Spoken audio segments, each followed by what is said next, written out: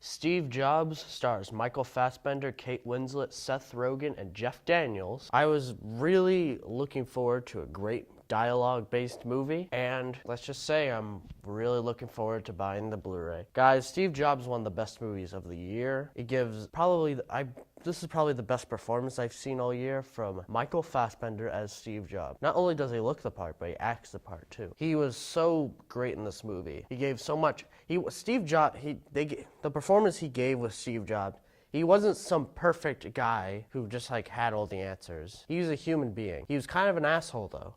But he was like this asshole. You could understand why he was thinking this way, and guy you can understand why. Kate Winslet plays his secretary in the movie, almost. She plays his resource manager or something, his secretary almost, like I said, secretary. Along, you could tell she was kind of helping him, but he was kind of rejecting it. The relationship was good. Also, Seth Rogen played Steve Wozniak, I believe, how you pronounce his name. He was great in this movie too. I really think Seth Rogen's a good dramatic actor. I think he should do it more. Also, Jeff Daniels in this movie was really great. Jeff Daniels plays like the old CEO, and they kind of have a banter with each other. The best scene in the movie, I won't ruin it for you, is when Steve Jobs confronts the CEO of Apple. It's brilliant. It's done very well, I think. It goes on for, I believe, 16 minutes, and it's brilliant. This is definitely a 3-act movie. Act 1, I actually really like the way the movie was filmed. Act 1 was filmed with 16mm. Act 2 was filmed with 35mm, and then the last act was filmed digitally. And I think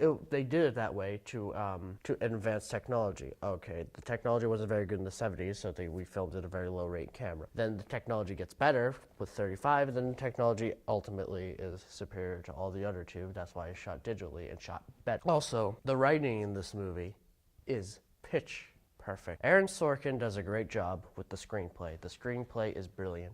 I have no complaints with the writing. The writing is great. I like how they don't have to, there's not this cliched thing about him just being like a youngster and being all different, showing them all different like cliched movies do. And then his death. I'm glad they did it the way they did when it was just through the 70s and the 90s, and that was it. It wasn't really based off of biography of his. It was based off a book. It was based off a book called Steve Jobs, I think. And in the end, it had really good performances, a great screenplay, brilliant directing by Danny Boyle, who directed Trainspotting, which another film I really liked. So clearly, Danny Boyle knows what he's doing with the camera. And this movie was shot perfectly, and I think it might be my favorite movie of the year. Guys, please see Steve Jobs. I'm giving this a 9 out of 10. Maybe I'll boost it up to a 10. I don't know yet, but you know, I don't give out 10 out of 10s, but I have to give this a 10 out of 10. I think this is a technical masterpiece. I think this is brilliantly done, and I can't wait to pick up the Blu-ray and watch it on Blu-ray.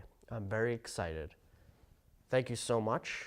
Sorry my Star Wars review isn't up. I'm very looking forward to next Friday because Spectre. Oh yeah. I'm a huge James Bond fan. I'll go into depth more on that next week, I think.